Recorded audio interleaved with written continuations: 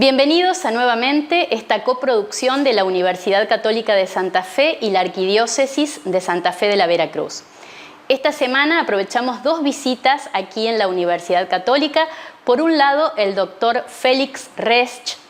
Él es docente de la Facultad de Notre Dame, doctor en Filosofía y Teología, un francés, un parisino que ha venido a participar de un encuentro junto a docentes de filosofía de la universidad y sus equipos de investigación.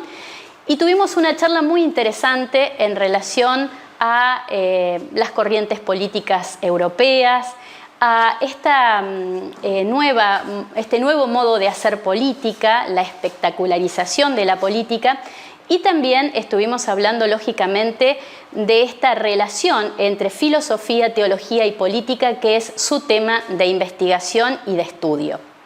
Por otro lado, recibimos al doctor Marcelo Angriman. Él participa como docente de la maestría en educación aquí en la universidad y estuvimos dialogando con él en relación al tema de su seminario, responsabilidad y prevención en establecimientos educativos.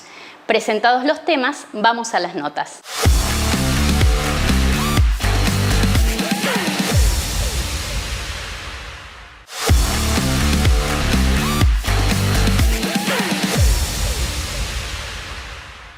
Hoy tenemos una visita muy especial. Está aquí en la Universidad Católica de Santa Fe Félix Resch.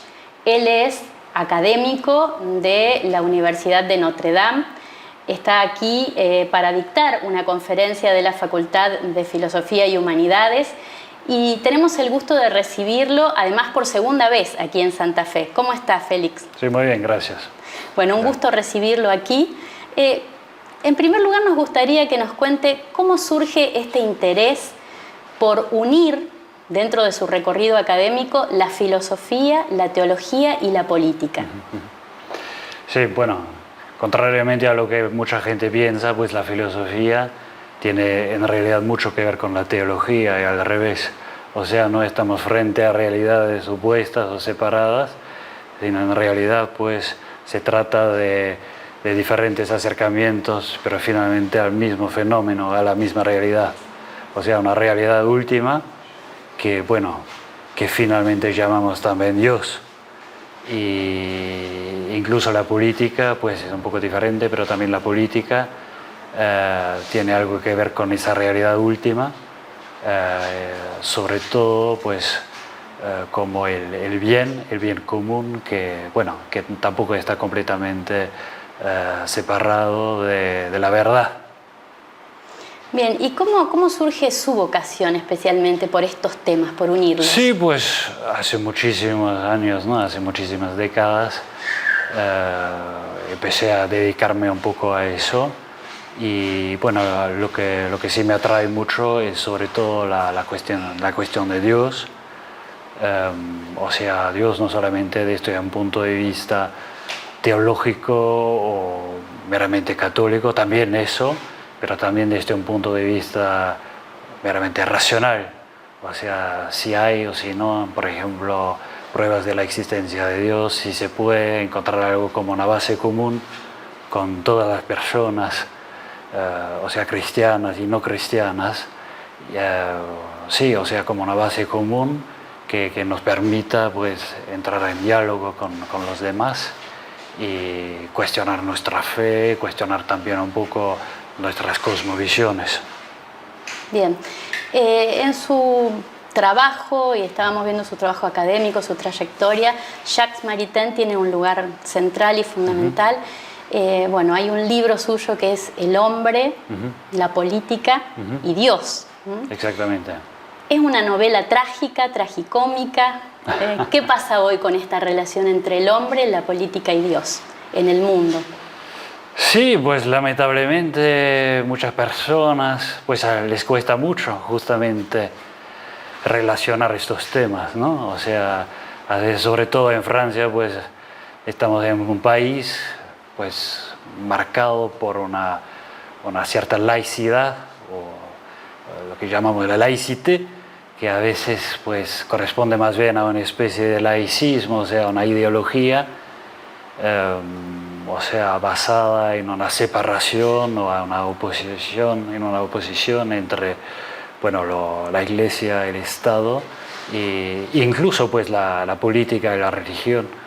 Y entonces pues sin caer en la trampa teocrática, pues me parece importantísimo justamente cuestionar un poco esta separación bueno, que está muy presente pues, en nuestro país, en nuestro sistema político y desde mi punto de vista, justamente a partir de Jacques Maritain, creo que podemos también abrir tal vez algunas puertas para un diálogo justamente entre el mundo político y el mundo religioso, el mundo católico como tal, porque según mi impresión lo que sería pues, un poco la solución también de nuestros conflictos hoy en día no es tanto una separación, sino más bien una distinción, pero también una comunión entre estos mundos, ¿no? O sea, estamos también frente a bueno, por ejemplo, al islamismo, ¿no? O sea, también al terrorismo islamista, que es también muy presente en Europa, sobre todo en Francia, pero no solamente un terrorismo, pero también un comunitarismo, en el sentido negativo de la palabra, del mundo musulmán, por ejemplo. Bueno, y por otro lado también pues, estamos enfrentando a veces una cierta pues cierto cuestionamiento de la legitimidad de la libertad religiosa, y entonces creo que Jacques Maritain es un pensador católico que todavía nos puede servir un poco de guía para nuestros desafíos hoy en día, pues. Ya que estamos hablando de Europa, ¿no? Pensaba, bueno, este nuevo giro que se presenta hace ya un tiempo hacia la derecha en la política europea. Bueno, ¿qué lectura puede hacer de este fenómeno? Sí, no sé si se trata realmente de un surgimiento de esos movimientos de la derecha. Creo que es más bien se trata más bien de un enfrentamiento entre un mundialismo y un antimundialismo. Es un fenómeno muy bien analizado, por ejemplo, por un sociólogo francés que se llama Jérôme Fourquet, bueno, sobre todo en el contexto francés. O sea, lo que estamos viendo es sobre todo pues, un mundialismo exagerado y pues encarnado también en una cierta política de la Comisión Europea hoy en día, y eso bueno, finalmente provoca también reacciones bueno, de cuestionamiento, de rechazo por muchas partes de la población que se sienten excluidas por esta mundialización, que de hecho no siempre se acompaña con una justicia social.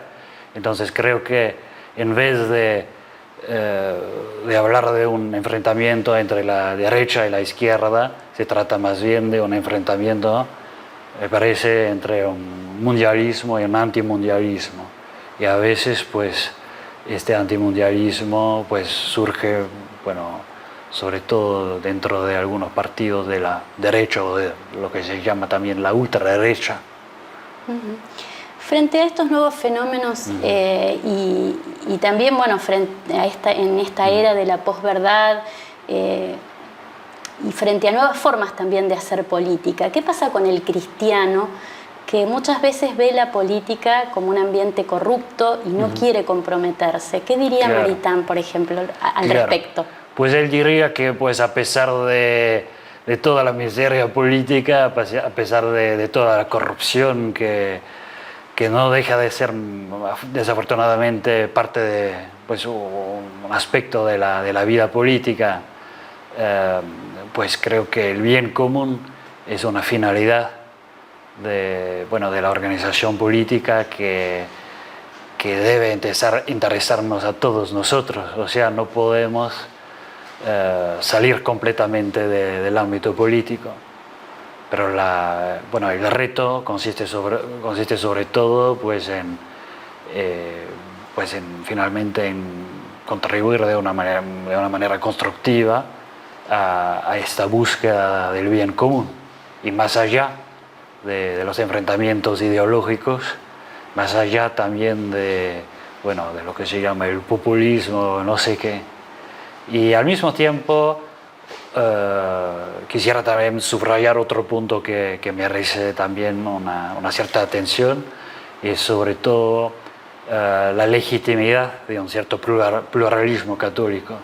O sea, hoy en día pues a veces tenemos también un poco esta tentación comunitarista, ¿no? Lo veo también un poco en Francia, y tal vez existe el fenómeno también en Argentina, o sea, como si todos los católicos tuvieran finalmente votar por el mismo partido o rechazar otro partido. Pues no. O sea, claro que hay pues, como un marco, ¿no? Como un marco normativo, con algunos valores, algunos principios que no son negociables, pero dentro de este marco pues hay mucha flexibilidad, y hay también un pluralismo legítimo, y cada uno pues según su conciencia debe votar por tal o tal partido, por tal o tal político. Félix, se nos termina el tiempo. Bueno, interesantísima la charla. Para terminar, si tuvieras que recomendarnos 3 filósofos que tendríamos que leer hoy para interpretar los fenómenos políticos, un poco en la línea de Maritain, además de leer a Félix Resch, ¿a quién deberíamos leer? Los filósofos actuales, pues yo comenzaría tal vez con un teólogo actual que me parece sumamente interesante, aunque no esté de acuerdo con todo lo que dice, William Cavanaugh, un teólogo católico norteamericano, que analiza también un poco el fenómeno de un Estado que finalmente, de un Estado sacralizado, sino pues Pierre Manon, es un filósofo político contemporáneo en Francia, que hizo también algunas contribuciones importantísimas en el ámbito de la filosofía política y de la ley natural, por ejemplo. Y finalmente, ¿quién más? Bueno, nos dejas sí, tarea. Bueno, tenemos por lo menos dos, sí. Tenemos 2 para leer, además, por lo menos, sí. Además de poder seguir también todo tu trabajo académico. Un gusto tenerte aquí en Santa Fe, y ojalá sea un hermoso encuentro con alumnos y docentes aquí en la universidad. Muchísimas gracias por todo.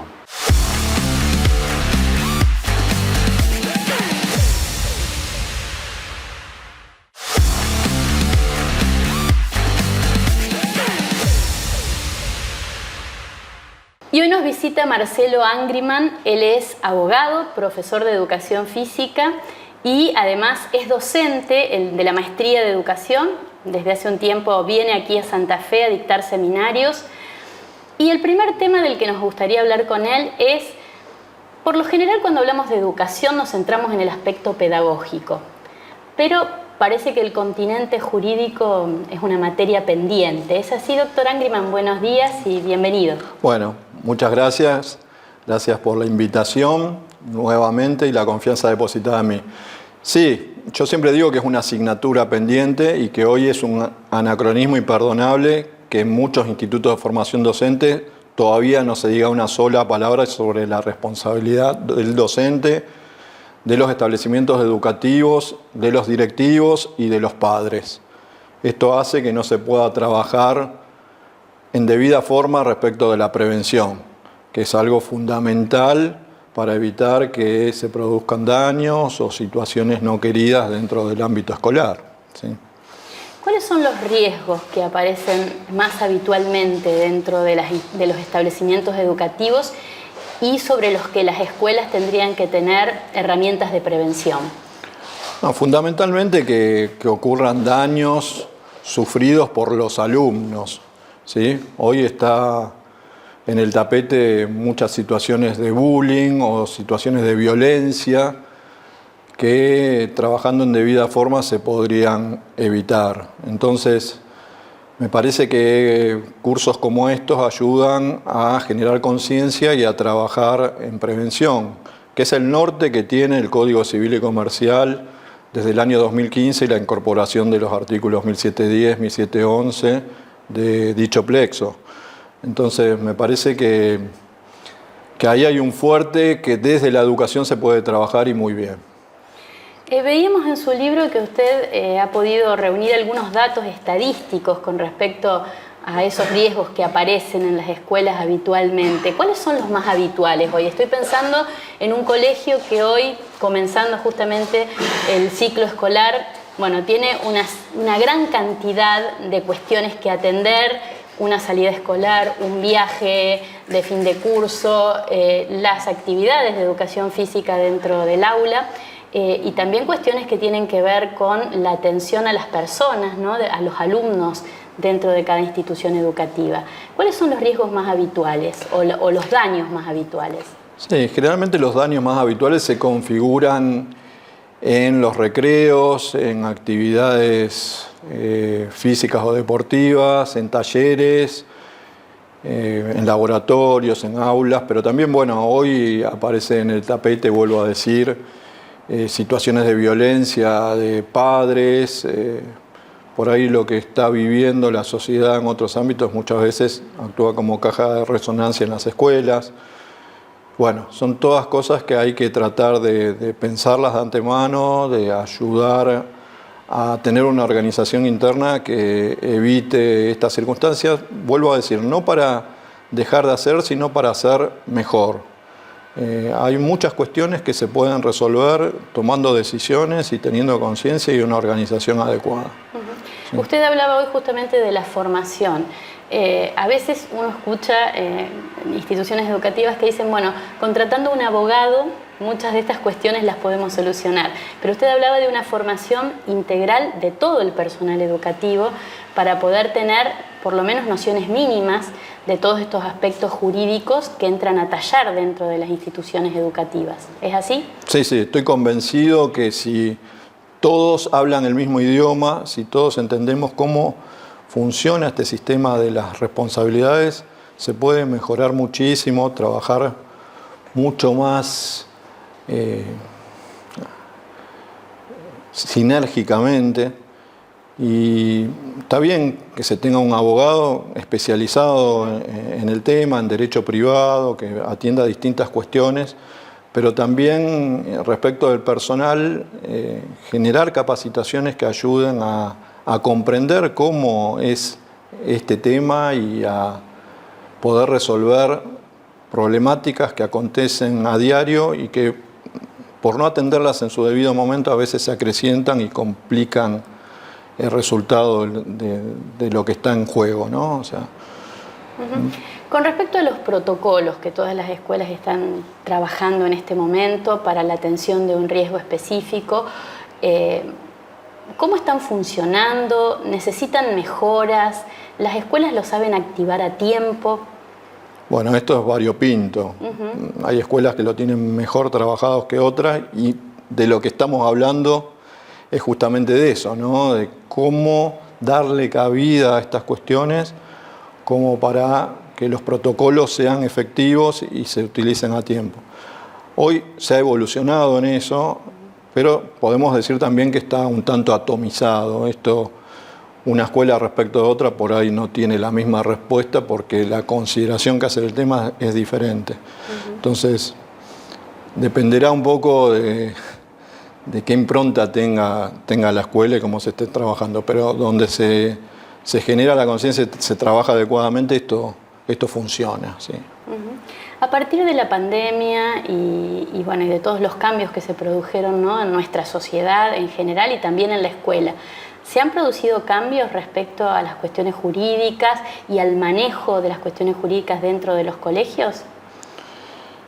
Sí, yo creo que se han configurado cambios en las conductas.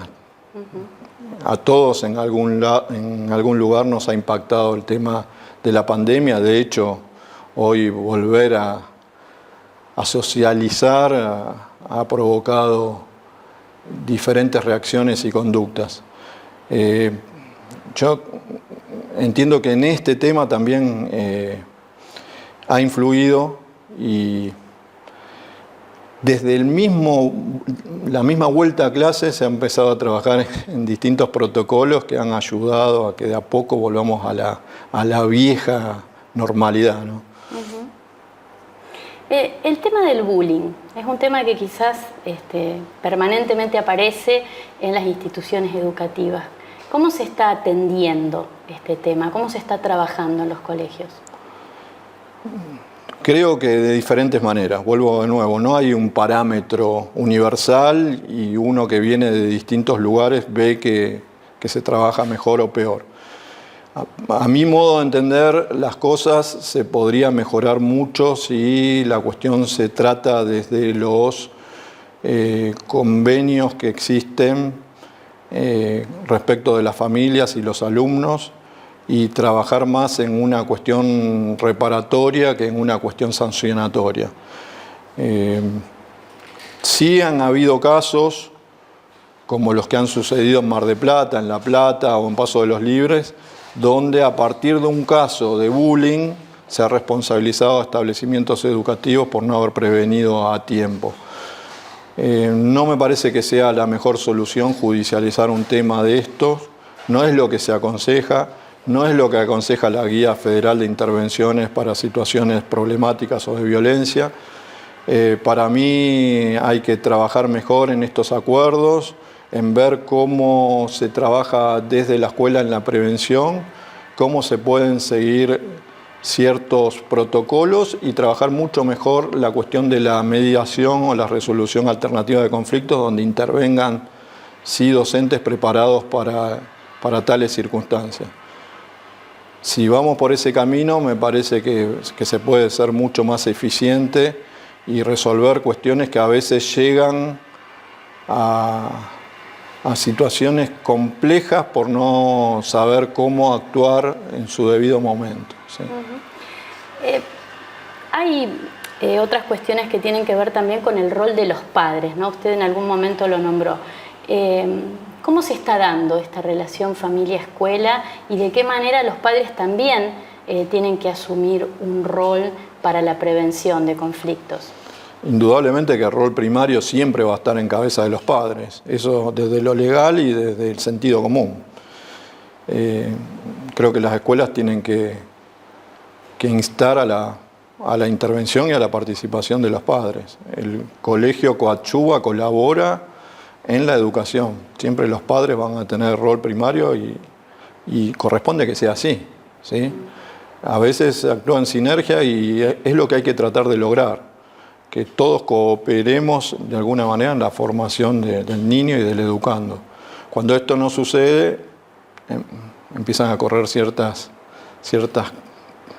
problemáticas que no siempre son resueltas de la mejor manera.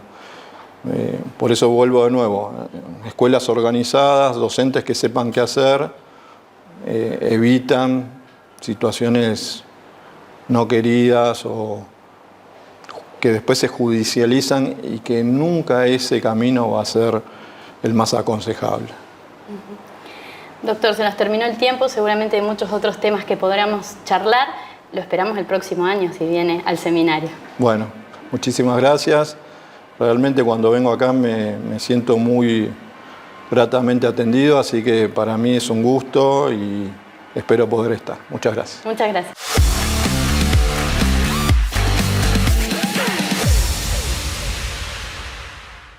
Llegamos al final de nuestro programa. Queremos agradecer a Déjalo Ser, que nos acompaña todas las semanas con nuestros looks. También a la librería Presbítero Leyendecker, que nos presta este espacio para la escenografía. Hoy tenemos para compartir con ustedes una nueva edición de la revista de la Facultad de Arquitectura y Diseño de la Universidad Católica de Santa Fe. Esta es Arquitectura y Patrimonio y aquí van a poder seguir toda la investigación que hizo la facultad en el cementerio municipal, con un registro muy interesante de planos y de todo el patrimonio arquitectónico que tenemos allí en el cementerio. También queremos agradecer a Esteban del Bar El Santo, que todas las semanas nos brindan los cafecitos, y les queremos recordar que pueden seguir nuestras producciones en el canal de la Universidad Católica UCCF TV. Muchas gracias por acompañarnos, los esperamos la próxima semana.